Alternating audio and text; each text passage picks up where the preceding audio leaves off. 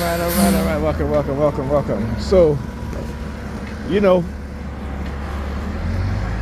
I'm gonna explain to you how racist liberals think, right? How these racists on the New York Predator Department think. So when they target me, particularly when, like I said, I know how my targeting happened. Okay, I don't exactly know when it began, because there's always been a few years before, if you ever become aware of being targeted, that you have no idea, right? So I'll put, let's say my target began in 2020. I started recognizing weird things, so 2021, right? So I will go back 2 or 3 years before that, right? Because again, when strange things was happening to me, I never thought of it as, I thought of it as being weird, but I never really gave it any second thought. You know what I'm saying?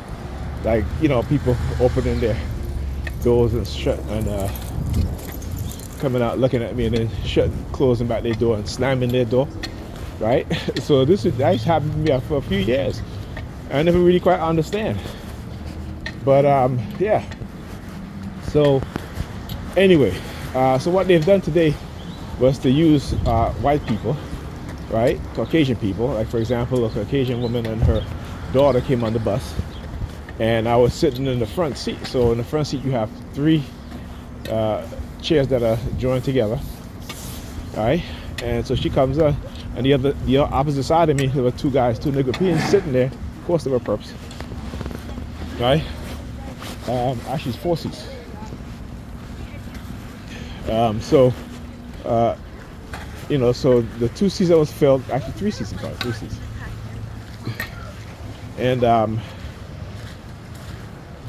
the little girl was trying to sit on the other side, but there was only 1 seat there. So of course, I just moved over so they both could have a seat, right? And again, they do these tests because they are constantly trying to change my personality. And again, I've always given up my seat for women. Doesn't matter if they're white, black, Hispanic, what have you, right? But if I'm on the if I'm sitting down and an elderly woman comes in, I give her the seat. Doesn't matter. Like I said, I will give her the seat over a younger woman, right? So again, they're trying to. Again, when they do this, like I always say, I hate people that hate me. Okay, and again, but because they're constantly working and engaging in psychological tactics to, change my personality. So they can say, oh, look, he hates this and that. And like, okay, but you hate me. So you hate me, but I can't hate you. Right? And it doesn't matter who you are. If you're white, black, Hispanic, Asian, Arab, whatever, and you hate me, I hate you too. Right? You know what I'm saying? My feeling towards you is going to be how you feel towards me. But like I said, for Nigerians, because they've been conditioned to love everybody that hates them, and they know that they cannot do that with me. So for example, in the, you have a lot of these, look, grabbing his crotch, look down all the way behind him. But you see, he's wearing his sweater low, so try to mask it. Right, he's wearing his jacket low, so he's trying to mask it.